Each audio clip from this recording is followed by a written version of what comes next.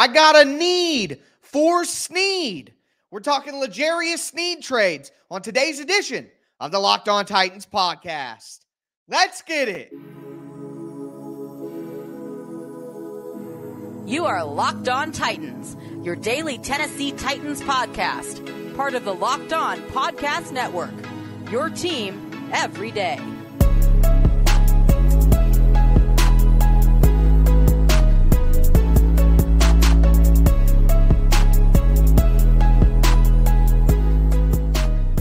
Welcome to the Locked On Titans podcast. I am your host, Tyler Rowland. Titans fans, today's edition of the Locked On Titans podcast is brought to you by FanDuel.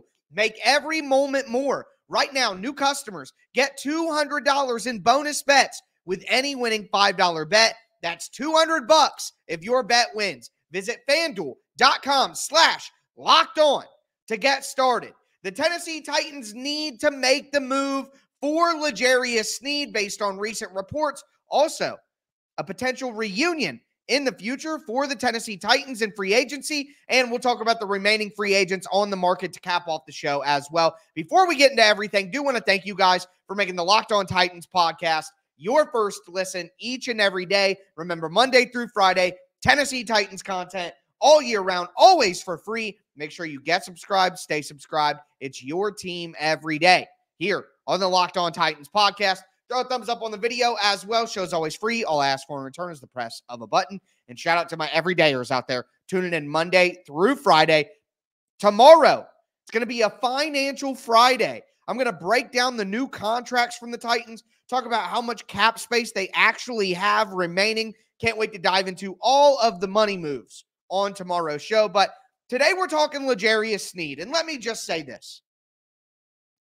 A few weeks ago, my everydayers will remember, I said pretty bluntly, I am against a trade for L'Jarius Sneed if it involves the number 38 pick. I do not want the Titans to trade the number 38 pick for L'Jarius Sneed. If they could find a different way, I said a 4th and a 7th, a 4th and Tre'Davious Burks, maybe a pick from next year's draft class. That would be something that I would consider and that I would ultimately do. But I'm not trading the Titans' second-round pick for L'Jarius Sneed. But according to recent reports, the Titans may not have to do that, and that may not be the problem at all. So I'll just tell you this. We've heard a ton of different reporting from different sources. We've heard some stuff locally. We've heard from local places in Kansas City, like a local radio station over there. We've heard from different fringe reporters around the NFL at different times about L'Jarius Sneed. And then we also heard from Diana Rossini recently saying she thought a trade for L'Jarius Sneed would get done last week, whether it be the Titans or the Colts. So not too long ago, probably a week ago, all of the conversation was that it was going to be the Colts or that L'Jarius Sneed was going to stay in Kansas City. We had certain bloggers, certain Colts fans coming out saying, oh, the deal is done. He's going to the Colts. We already know, blah, blah, blah, blah, blah. And I personally had just given up the fact that the Titans would ever go after L'Jarius Sneed after the Calvin Ridley deal happened. I'm like, all right, the Titans are going to give out 2 monster deals, $50 million guaranteed, $40 million guaranteed, like that. Not going to happen. Don't see it. And according to Diana Rossini as well, she thought that the Titans might be out of it at that time. But we have heard recently that the Titans are still in the race and that a 3rd-round pick in 2025 may be good enough compensation for Kansas City. The reporting has been that it's the contract of L'Jarius Sneed that is what's holding things up for teams trading for him around the NFL. L'Jarius Sneed wants top-tier market, $23 million a season. Right now, the highest in the NFL, you got Jair Alexander at 21, Denzel Ward at 20, Jalen Johnson just got 20, Jalen Ramsey just got 20. So you're seeing some of those guys, that number. L'Jarius Sneed wants to be up there. And guaranteed money, probably looking at $40, $43, $44 million. So we talk about, a contract that would probably be 4 years, $88 million. 4 years, $85 million, something like that. But with the guarantees, it's probably a 2-year, $45 million deal. If that is the case, if that is true, if all of that is true, that the Titans can send a 3rd-round pick in 2025, and all they got to do is pay L'Jarius Sneed about $45 million for 2 years, sign me up. Go make that trade. Imagine putting L'Jarius Sneed, who is a do-it-all, shadow, lockdown corner, only 27 years old. Yes, we know about the knee issues, but he looked pretty good with the knee issues last year, right? Played in every game except one in the regular season. Locked down wide receivers all year. Went both sides of the field. Again, shadowed the top wide receiver on the other team. Was locked down. Look, the Titans are in a special circumstance here. They're in a 2-year window where they don't got to pay anybody because there's nobody to pay. So instead of getting all these fringe, risky, 1-year veterans, just go get L'Jarius Sneed. You're going to have him and Calvin Ridley basically for 2-3 years throughout the rest of Will Levis's rookie contract. You're going to have more cap space next year to add. And in theory, you're going to hit on your draft picks this year, hit on your draft picks next year. And if you can get 2 free agent classes like this, and then add 2 decent draft classes to Will Levis, to Tajay Spears, to Peter Skoronski, if you can do that, you might just have yourself a championship contender. So if all it's going to take is a 3rd-round pick next year and giving L'Jarius Sneed what he deserves on the market, I am making that trade. Again, I'm not trading 38, but they don't have to do that. If they only have to give up a 3rd next year, I am making that trade. I'm pairing L'Jarius Sneed as my number 1 shadow cornerback. You got Cheeto as your number 2 cornerback. You got Roger McCreary in the slot. You have gone from one of the worst wide receiver groups in the NFL to one of the better ones. You have gone from one of the worst cornerback rooms in the NFL to one of the absolute best. Like, you attack offensive line in the draft with pick number 7 and maybe pick number 38. Split it up between OT and wide receiver still, whatever you want to do. Like, you are starting to cook with gas at some of these positions. So, look, again, I'm against 38, but for a 3rd-round pick next year and giving Sneed $22 million a year, I am absolutely making that move. I am doing that. The Titans still have about $30 to $40 million of cap space. We'll go over the exact figures tomorrow, but they can make this move. They can make it work. Calvin Ridley got $90 million for 4 years. His cap hit this year is $10 million. So they can make it work. No question about it. And it just brings me back. It makes me think of, remember when Marcus was young and the Titans went out and got Malcolm Butler, Roger Saffold, DeMarco Murray, Delanie Walker, Ben Jones, Brian Arakpo, Wesley Woodyard, Logan Ryan. Like, to me, the Titans are in that phase, and they need the 2019 Titans run to get them a Super Bowl, and that will come in 2026, most likely. So build the team now, get these guys in place. I think you can be ultra competitive, maybe make your run next year if you do things right. Look, at this point, with the reported compensation out there, I'm making that deal. If I'm the Tennessee Titans, would you make that deal? Would you make that trade for L'Jarius Sneed, a 3rd-round pick next year in 2025, and then $22 million a season? I'm doing it. But with that being said, what about some free agency reunions? Corey Davis, Jadeveon Clowney, am I cooking? We're going to talk about some reunions here in just a moment. Before we do want to let you guys know that today's episode is brought to you by FanDuel. Say goodbye to busted brackets. It's March, baby. So excited because FanDuel lets you bet on every game of the tourney. Whether you're betting on a big upset, a number 1 seed going all the way, it's time to go dancing on America's number 1 sportsbook, FanDuel. Right now, new customers get $200 in bonus bets if your first $5 bet wins. That's $200 to use on point spreads, money lines. You can even pick who's going to win it all. Just visit FanDuel.com/lockedon. That's LOCKEDON and bet on college hoops until they cut down the nets.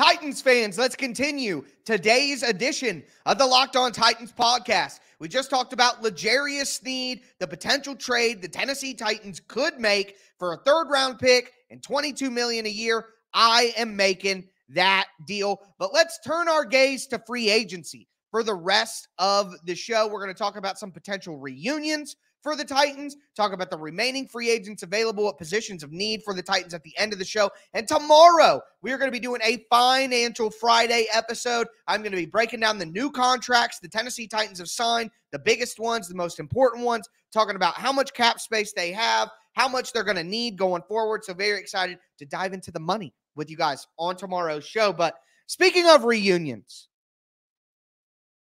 so there are some players who used to play for the Titans who are available. One of them I think the Titans need to avoid entirely, and one of them I think the Titans should consider bringing back. Number one, we are going to talk about Corey Davis. So Corey Davis retired, didn't play last year, and then just announced recently this week that he has applied for reinstatement, and the Jets basically put him on the retire release list. The Jets released him. He's a free agent. So obviously, as a lot of fan bases do, don't act like it's just the Titans, as a lot of fan bases do, it's easy to wonder, should we want that old thing back? No Corey Davis. Listen, say it with me, everyone. No, we do not want Corey Davis back. It doesn't make any sense. He's going to be 29 years old, all right? And he's a guy unlike Calvin Ridley, who's 29, who, Calvin Ridley didn't want to be out of football. Corey Davis did. He voluntarily left the game. And now he's coming back a year later at 29. I don't want to do that. I'm just out on that. In 2021, he played 9 games. In 2022, he played 13. He's not durable. He's been out for a year. There's no way. There's just no way that I want Corey Davis back. Especially, you have Calvin Ridley. You have DeAndre Hopkins. You have Tre'Davious Burks. You have Kyle Phillips. You brought back NWI. Where are we putting Corey Davis into that? And I know that I talked about a Tre'Davious Burks trade. Even if you trade Tre'Davious Burks, I don't want Corey Davis. Because I have continued to say, like Brian Callahan is trying to tell you guys, he told you, I see a couple of those guys as fits for us in the draft. The Titans are going to draft 2 wide receivers. So even if they were to trade Tre'Davious Burks like I'm hoping they do, I want the Titans to go out and draft 2 guys to go with Ridley, to go with Hopkins. There is no room for Corey Davis. I'm sorry, I'm totally out on the Corey Davis reunion. Doesn't make any sense to me. But a reunion that does make sense to me, that is a bit of a hot take, is Jadeveon Clowney. I know. I can hear the comment section already. I can hear you guys slapping on the keys to tell me I'm dumb, blah, blah, blah. I get it. 2020, when Clowney played for the Titans, was his worst year of his entire career. It was terrible. But let me also point out, Titans didn't have a defensive coordinator that year. Mike Vrabel just didn't name one. Just didn't give out the position. Just who knows what was going on. Clowney dealt with some injuries. I get it. But my point here is, look at him since. All right? 14 games, 12 games, 17 games last year. So he's played over 12 games every year since he left the Titans. In the last 3 seasons, Clowney has played 43 games. He has 20.5 sacks. When Danico Autry came to the Titans later in his career, it was after 3 seasons of 20 sacks combined. So everybody was really excited about getting 20 sacks in 3 seasons from Danico Autry, but we don't want that from Jadeveon Clowney. 9.5 sacks last year. He's had 65 pressures in 3 years. And last year, he was the 21st highest graded run defender at edge in the NFL with a 74.6 run defense grade. So he's getting to the passer, 9.5 sacks, 23 pressures. He's stopping the run. Again, Clowney is a big physical edge rusher. All right. He is maybe not the speed guy that people thought he could be coming out of college a decade ago or whatever. But the Titans have Harold Landry, who's an undersized speed edge rusher. They have Arden Key, who, while he has great length, is skinny and doesn't have a lot of power and is more of a speed and length guy. So if you combine your short, bendy speed guy with your tall, skinny, speed, length guy with a power player like Clowney, Key, and Landry are a perfect edge rushing trio. And Jadeveon Clowney was in Baltimore last year with Denard Wilson. So he's going to understand what he needs to do. He's going to understand his role. He's going to be part of a rotation. Thinking about Jadeveon Clowney like the number 1 overall pick and having those expectations have left you nothing but disappointment. But now that Clowney is not being paid off his name like the Titans did, now Clowney's going to be around 1 year, $7 million, 1 year, $8 million. And that would be, to me, a good risk for the Titans. Again, 9.5 sacks last year. A top 21 run defender at edge. And you don't want that player for $7 million because he had a bad 2020 with the Titans that was an outlier in his career statistically. So, to me, the only people saying absolutely not to Jadeveon Clowney, he's a bum, he's terrible, only could Titans fans look at a guy who had 9.5 sacks last year, 20.5 sacks in the last 3 years, and call that player a bum. So you guys are scorned lovers. I get it, but there's a lot of emotion in the pushback to Jadeveon Clowney. And I think when you separate him from his bad 2020 season with the Titans and you look realistically about what he's done over the last few years and how much money he's actually going to cost, I think a reunion with Jadeveon Clowney makes a ton of sense for the Tennessee Titans. But with that being said, we got to look at the rest of the available free agents because there's a lot more work that the Tennessee Titans need to do. So I'm going to get into that now. Before I do want to let you guys know that today's episode is brought to you by BetterHelp. What's the first thing that you do if you had an extra hour in your day? Would you go for a run, take a nap, read a book? A lot of us spend our lives wishing that we had more time, but the question is, time for what? If time was unlimited, how would you use it? The best way to squeeze that special thing into your schedule is to know what's important to you and how to make it a priority, and therapy can help you find what matters most to you so you can do more of it.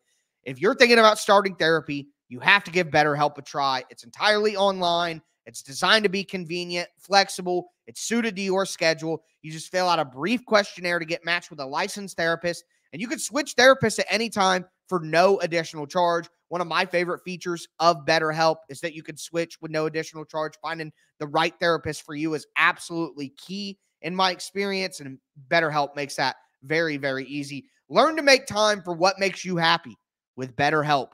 Visit BetterHelp.com/lockedon to get 10% off your first month today. That's BetterHelp, HELP.com/lockedon.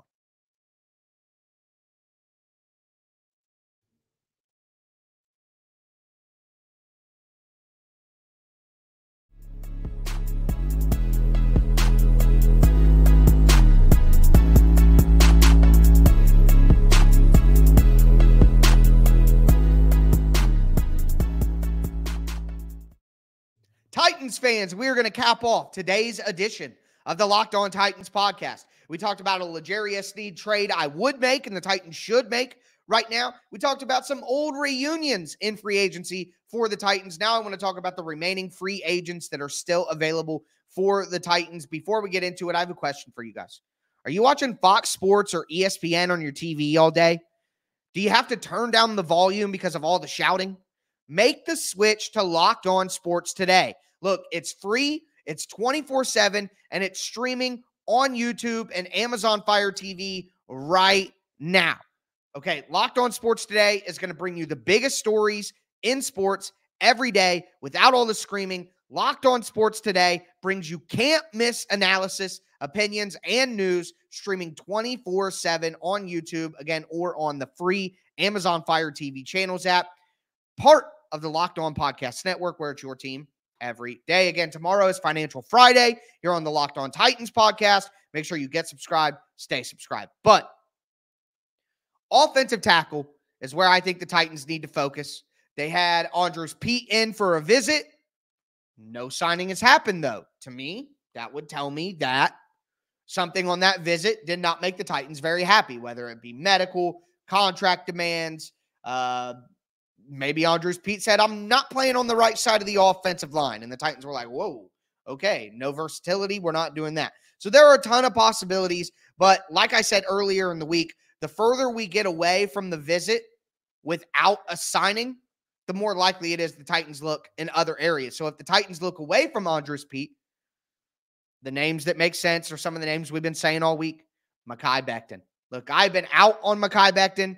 Did not want the Titans to sign Mekhi Becton, but I thought the Titans would be more aggressive at offensive tackle in free agency than they have been so far. So if they're not going to be aggressive, then at this point, it's slim pickings. I mean, we talked about L'Jarius Sneed. I'd probably rather have Mekhi Becton than L'Jarius Sneed. You got Charles Leno, 32 years old, not much upside there. I mean, same thing like Cam Fleming, career backup, really. Josh Jones is the opposite of that. He's a young guy who hasn't proved that he's a starter. Maybe the Titans take a chance on Josh Jones, but I don't think, is Josh Jones significantly better than Nicholas Petit-Frere or Dylan Radins? Is that solving anything? I don't think so. I think the only player that actually solves anything for you, honestly, is probably Mekhi Becton. And not because I think that he will solve an issue for you, but at least he gives you the potential to. Like, the best version of Mekhi Becton is a starting good offensive tackle in the NFL. Like, the best version of it. Will you get the best version? Doubtful. But at least there's the potential there. I mean, like Josh Jones, we don't even know if he's a starting level player at his best. We don't know. Cam Fleming at his best is not. Maybe Charles Leno is, but again, 32 years old. So I think at this point, with risk, potential, you might as well go get Mekhi Becton, who was high on Cincinnati's list, and then they went and got Trent Brown. So, I mean, at this point, with the lack of suitors, you're going to get Becton even cheaper. I mean, you might be getting him 1 year, $3.5 million at this point. So I think you'd have to do that. You'd have to do that. Moving forward, at tight end, I keep saying CJ Uzomah.